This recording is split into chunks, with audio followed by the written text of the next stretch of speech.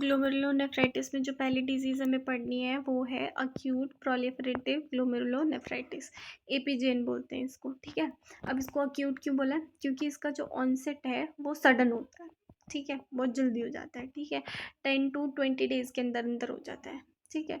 वो कैसे वो हम अभी देख लेंगे, ठीक है। प्रोलिफरेटिव क्यों बोला है? क्योंकि जब ये डिजीज़ होती है तो इसमें जो है हमारे सेल्स का नंबर, जो ग्लोमेरुलस के अंदर जो सेल्स होते हैं उसका नंबर जो है वो बढ़ जाता है, हाइपर सेल्युलरिटी दिखाई देती है, और इसी की वजह से हम इसको प्रोलिफरेटिव ग्लोमेरुलोनेफ्राइटिस बोलते हैं, ठीक है। साइज बढ़ जाता है, सेल्स बढ़ जाती हैं, हाइपर सेल्युलरिटी दिखाई देती है, ठीक है। Based on the aetiological agent की ये डिजीज़ होने के ना 2 कारण होते हैं मेनली, ठीक है। वैसे ये पोस्ट इन्फेक्शन होती है। अब वो जो पोस्ट इन्फेक्शन है वो इन्फेक्शन कैसा होता है उसके अकॉर्डिंग इसको 2 टाइप्स में बांटा गया है, ठीक है। तो या तो वो स्ट्रेप्टोकोकस कर रहा है वो इन्फेक्शन, या स्ट्रेप्टोकोकस के अलावा कोई और कर रहा है, ठीक है। तो इसको 2 टाइप में हम जो डिवाइड करेंगे वो होगा अक्यूट स्ट्रेप्टोकोकल ग्लोमेरुलोनेफ्राइटिस या फिर अक्यूट नॉन स्ट्रेप्टोकोकल जीएन, ठीक है। तो जो मोस्ट कॉमन होता है वो हमारा होता है एक्यूट स्ट्रेप्टोकोकल, ठीक है। इसी को हम बोलते हैं अब जैसे इसमें बोला कि अक्यूट है, अक्यूट क्यों है?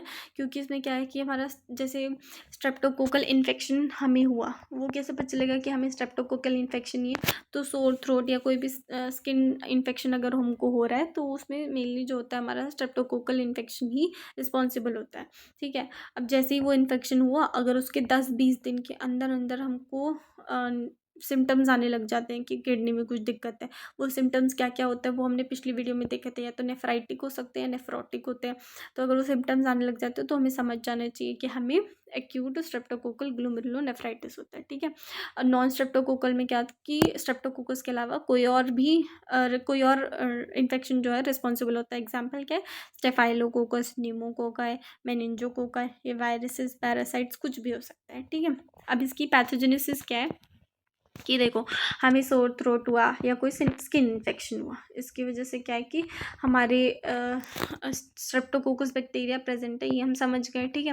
वो क्या करता है कि हमारे घूमता घूमता ब्लड में तो घूम ही रहा है, वो तो घूम रहा है तो हर जगह जाएगा, तो किडनी में भी पहुंच गया, किडनी में जाता है, ग्लोमेरुलस में जाता है, क्रॉस करके पोडोसाइट्स में जाके बैठ जाता है, ठीक है। तो पोडोसाइट्स में क्या, अब बैक्टीरिया है तो एंटीबॉडी तो बनेगी, तो उसको बनने में जो है हमारे 10 से 20 दिन लग जाते हैं, ठीक है। हमारी एंटीबॉडी बनी, अब वो ढूंढ ढूंढ के बैक्टीरिया को मारती है, तो वो ढूंढते ढूंढते उसको ग्लोमेरुलस में आ जाती है, वहाँ पे जाके बनाती है एंटीजन एंटीबॉडी कम्प्लेक्स, ठीक है। अब बन गया हमारा एंटीजन एंटीबॉडी कम्प्लेक्स। पिछली वीडियो में ही देखा था कि इंजरी जो होती है वो 2 तरीके से हो सकती है, तो इम्यूनोलॉजिकल या नॉन इम्यूनोलॉजिकल। अब इसमें एंटीजन वाले कंसेप्ट आ गया तो इसमें हो गया हमारा इम्यूनोलॉजिकल, है ना। तो एंटीजन एंटीबॉडी कम्प्लेक्स जो होता है वो हमारे ग्लोमेरुलस को भी थोड़ा बहुत इंजर या इन्फ्लेम्ड कर देता है, ठीक है। अब क्योंकि यहाँ पे एंटीजन एंटीबॉडी कम्प्लेक्स जो होता है वो हमारे ग्लोमेरुलस में ही बना है, तो ये हो गया in situ form of antigen antibody complex formation, ठीक है। और यहाँ पे थोड़े बहुत कॉम्प्लीमेंट डिपोजिशन भी हो जाता है, जिसमें मेनली CD3 रिस्पॉन्सिबल होता है, ठीक है। हो गई हमारी इन्फ्लेमेशन, यही तो चाहिए था ये एपीजीएन होने के लिए, ठीक है। फिर उसके बाद इसके सिम्टम्स क्या है? तो सिम्टम्स हमको बस एक वर्ड में याद रखना है, नेफ्राइटिक सिंड्रोम होगा चिल्ड्रन में। नेफ्राइटिक समझते ही, नेफ्राइटिक वर्ड आते ही हमको समझ जाना है कि इसमें 5 सिम्टम्स दिखेंगे, जो कि पीछे बताए थे, है ना। तो कौन कौन से 5 सिम्टम्स होंगे? सबसे पहला और मेन जो अलग सिम्टम था वो था हमारा हिमेजोरिया, ब्लड में यूरिन आने लग जाएगा। अब यूरिन का मतलब ये नहीं कि वो बिल्कुल रेड हो जाएगा, रेड नहीं होगा, स्मोक की अपीयरेंस होगा, और कभी कभी तो पता भी नहीं चलता, टेस्ट होने पर पता चलता है कि हाँ ऐसा ऐसा हो रहा है, ठीक है। फिर माइल्ड प्रोटीन यूरिया होगा, ठीक है, माइल्ड ही होता है, मतलब कि लेस देन 3 ग्राम्स इन 24 आवर्स, ठीक है। ओलिग्यूरिया और एडेमा। ओलिग्यूरिया मतलब कि यूरिन आउटपुट जो होगा हमारा 400 ml पर डे से कम हो जाएगा, ठीक है। और एडेमा हो जाएगा क्यों? क्योंकि यूरिन आउटपुट कम हो गया, सोडियम और वाटर की रिटेंशन की वजह से एडेमा हो जाएगा, और हाइपरटेंशन हो जाता है। तो ये 5 सिम्टम्स तो हमको समझ ही जाना है, नेफ्राइटिक आते।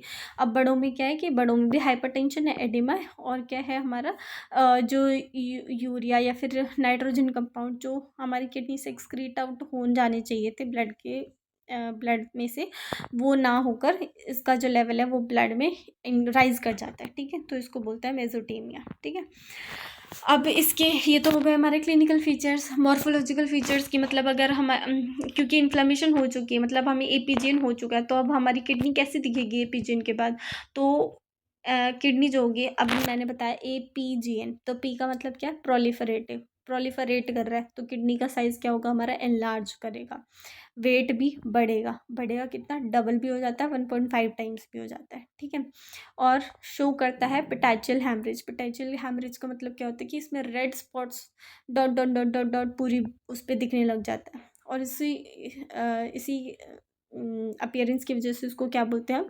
फ्लिया बिटन किडनी। जैसे इसकी फ़ोटो भी है ये रही, इसमें इतने सारे dot dot dot dot dot dot दिख रहे हैं हमारी पूरी किडनी पे, तो इसको हम बोलते हैं पेटाइचियल हैमरेज। और ऐसा लगता है कि किसी फ्लिया ने इसको जाके काट लिया हो, तो इसी वजह से इसका नाम जो है वो ये पड़ गया, फ्लिया बिटन किडनी, ठीक है। फिर उसके बाद हम, ये तो हमने बाहर से देख लिया, मॉर्फोलॉजी ऐसे हो गई। लेकिन अब हम उसको टेस्ट भी तो कराएंगे, तो हम टेस्ट कराने के लिए माइक्रोस्कोपी कराते हैं। माइक्रोस्कोपी हमारी 3 तरह की होती है। एक होती है हमारी लाइट माइक्रोस्कोपी, दूसरी होती है हमारी इलेक्ट्रॉन माइक्रोस्कोपी, और तीसरी होती है हमारी इम्यूनोफ्लोरेसेंस माइक्रोस्कोपी, ठीक है। तो सबसे पहले हम जो सबसे पहले लेवल की होती है वो होती है हमारी लाइट माइक्रोस्कोपी। इसमें क्या करते हैं कि हम स्टेन करते हैं। स्टेन कौन सा यूज़ करते हैं? हमारा HNE अपीयरेंस, मतलब H&E, मतलब कि हीमोटॉक्साइल। इसमें क्या है कि ब्लू स्टेन जो होता है हमारा, वो हमारे न्यूक्लियस को जाके स्टेन कर देता है, तो हम न्यूक्लियस को अलग पहचान लेते हैं। और एक होता है ईओसिन। ईओसिन जाके हमारे साइटोप्लाज्म या फिर अदर एक्स्ट्रा सेल्यूलर जो मैट्रिक्स होती है उसको जाके स्टेन कर देती है, तो इसकी वजह से पिंक अपीयरेंस आ जाती है। तो हमारे पास एक ब्लू पिंक कलर के एक फिल्म आ जाती है, जिसके अंदर हम उसको ऑब्जर्व करते हैं कि एक्चुअल में हो क्या रहा है, ठीक है। तो जब हमने लाइट माइक्रोस्कोपी कराई, जैसे कि इसमें दिख रहा है, ये जो है ना, ये ऊपर की दो जो हैं, ये हमारी HNE मतलब कि लाइट माइक्रोस्कोपी की ही रिजल्ट्स हैं। तो इसमें पहले अपीयरेंस होता है क्या, वो देख लेते हैं। तो इसमें फाइंडिंग्स क्या निकलती है कि ग्लोमेरुलस जो होता है वो बड़ा हो गया है, क्योंकि वही प्रोलिफरेटिव डिजीज़ है, तो ग्लोमेरुलस एनलार्ज हो जाता है, हाइपर सेल्युलरिटी दिखती है, बहुत सारे सेल्स के नंबर बढ़ जाते हैं, ठीक है। अब प्रोलिफरेटिव सेल्स आर सीन, ठीक है, तो इसकी वजह से इसका नाम भी पड़ गया प्रोलिफरेटिव APGN, ठीक है, प्रोलिफरेटिव ग्लोमेरुलोनेफ्राइटिस। और दूसरा इसमें इन्फ्लामेटरी सेल्स दिख रहे हैं, ठीक है। अब इससे हमें ये कंफर्म हो जाता है कि हाँ, हमारी किडनी में है इन्फ्लामेशन। कैसे पता चला? क्योंकि इसमें इन्फ्लामेटरी सेल्स प्रेजेंट है। कौन कौन से? न्यूट्रोफिल्स और लिम्फोसाइट्स। अब हमको पता चल गया कि हाँ, कि यही दिक्कत है, किडनी में ही दिक्कत है और इन्फ्लामेशन हो रही है, ठीक है। अब हमें और जानना है कि इन्फ्लामेशन एक्चुअल में हो कहाँ रही है। जहाँ अगर हमें साइट पता चल गई कि हाँ यहाँ पर हो रही है, तो हमें पता चल गया कौन से टाइप का हो सकता है ये, ठीक है।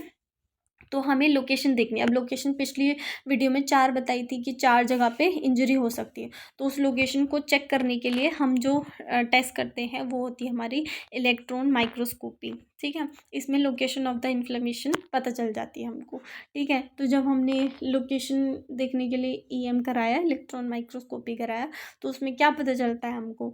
इसमें हमें डेंस इरेगुलर डिपॉजिट्स दिख रहे हैं, ठीक है। डेंस, बहुत डेंस दिखते हैं, और इर्रेगुलर मतलब कि कोई लीनियर या कोई पैटर्न नहीं दिखता है, इर्रेगुलर।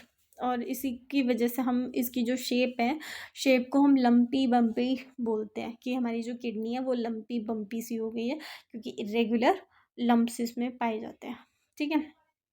कहाँ पे मिलते हैं? अब लोकेशन ही बताएगी ना ये, तो कहाँ पे मिलते हैं हमें? Epithelial side of the glomerular basement membrane. क्यों? क्योंकि जैसे हमने ऊपर ही देखा था कि हमारे जो पहले इसमें बैक्टीरिया आया था, पीछे पीछे हमारी एंटीबॉडी आए थे। बैक्टीरिया पहले जाके पोडोसाइट्स में बैठ गया था, है ना। तो इसलिए इसकी जो लोकेशन है पोडोसाइट्स वाली होगी, पोडोसाइट और बेसमेंट मेम्ब्रेन के बीच वाली, जो पिछली वीडियो में बताया था, है ना। तो ये कहाँ हो जाएगा? सब एपिथेलियल लोकेशन, ठीक है। तो ये लोकेशन हमको पता चल गई इलेक्ट्रॉन माइक्रोस्कोपी में। लेकिन अभी भी हमें ये नहीं पता कि वो डिपॉजिट है कैसा, कॉम्पोजिशन नहीं पता चली। तो कॉम्पोजिशन पता करने के लिए हम क्या करते हैं? इम्यूनोफ्लोरेसेंस टेस्ट माइक्रोस्कोपी करते हैं, ठीक है। तो उसमें जब हम ये वाला टेस्ट करते हैं, ये माइक्रोस्कोपी करते हैं, तो हमें पता चलता है कि IgG एंटीबॉडीज़ इसमें मिलती हैं और साथ में C3 कॉम्प्लीमेंट भी मिलता है। अब मैंने ये भी बताया था कि सारी जो नेफ्रोपैथी होती है उसमें IgG ही रिस्पॉन्सिबल होती है, बस एक होती है IgA नेफ्रोपैथी जो प्राइमरी टाइप होती है, बस उसमें IgA इन्वॉल्व होती है, बाकी सब के सब में IgG ही इन्वॉल्व होती है। तो इसमें भी जब हमने ये माइक्रोस्कोपी कराई, IFM कराई, तो उसमें हमें IgG एंटीबॉडी साथ में C3 कॉम्प्लीमेंट मिलता है। ठीक है, अगर हम इसकी इमेजेस देखें, ये तो फ्लियाबिटन किडनी है। ठीक है, इसका ऐसे मॉर्फोलॉजिकल अपीयरेंस दिखती है। और ये हो गई हमारी लाइट माइक्रोस्कोपी जिसमें ब्लू और पिंक स्ट्रक्चर हमको दिखता है स्टेन्स की वजह से।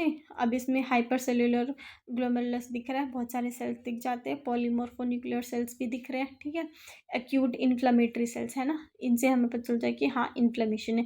अब इन्फ्लेमेशन की लोकेशन देखने के लिए हमने क्या किया था, हमने की थी माइक्रोस्कोपी, कौन सी वाली, ये इलेक्ट्रॉन माइक्रोस्कोपी। ठीक है, इसमें हमें दिख रहा है कि देखो बाहर की तरफ है, हम सबसे बाहर की तरफ हमारे पोडोसाइट्स होते हैं। अब पोडोसाइट जो है देखो पिंक कलर की इन्फ्लेमेशन दिख रही है ना, इरेगुलर सी। बेसमेंट मेम्ब्रेन और पोडोसाइट्स की जंक्शन पे जो इन्फ्लेमेशन होती है उसको हम बोलते हैं सब एपिथेलियल। इसी की वजह से इसका जो स्ट्रक्चर हो गया वो लंपी बम्पी हो गया। ठीक है, इसी शेप को हम बोलते हैं लंपी बम्पी। ठीक है, और पॉलीमॉर्फोन्यूक्लियर सेल्स तो हमें ऊपर ही पता चल गए थे लाइट माइक्रोस्कोपी की वजह से। और ये हो गया हमारा इन्फ्लोरेसेंस माइक्रोस्कोपी टेस्ट। ठीक है, तो इससे हमें पता चल गया कि हाँ अब हमें एक्यूट प्लोरिफरेटिव ग्लोमेरुलोनेफ्राइटिस है। तो अब इसकी कॉम्प्लिकेशंस क्या क्या होती हैं, देखो अगर हमने अक्यूट को ठीक नहीं किया तो वो क्या करती है, रैपिडली प्रोग्रेस करती है, प्रोग्रेस करने के बाद क्रोनिक हो जाती है, क्रोनिक होने की वजह से रीनल फेलियर हो जाता है। ठीक है, और यूरेमिया तो हो गई क्योंकि भाई रीनल फंक्शन जो होते हैं हमारे वो डिस्टर्ब्ड हो जाते हैं। किडनी जो होती है वो हमारा काम जो है वो अपना काम जो है वो अच्छे से नहीं कर पाती, इसकी वजह से क्रोनिक रीनल फेलियर। तो ये हो गई हमारी कॉम्प्लिकेशंस। ठीक है, हो गया ये वाला टॉपिक भी।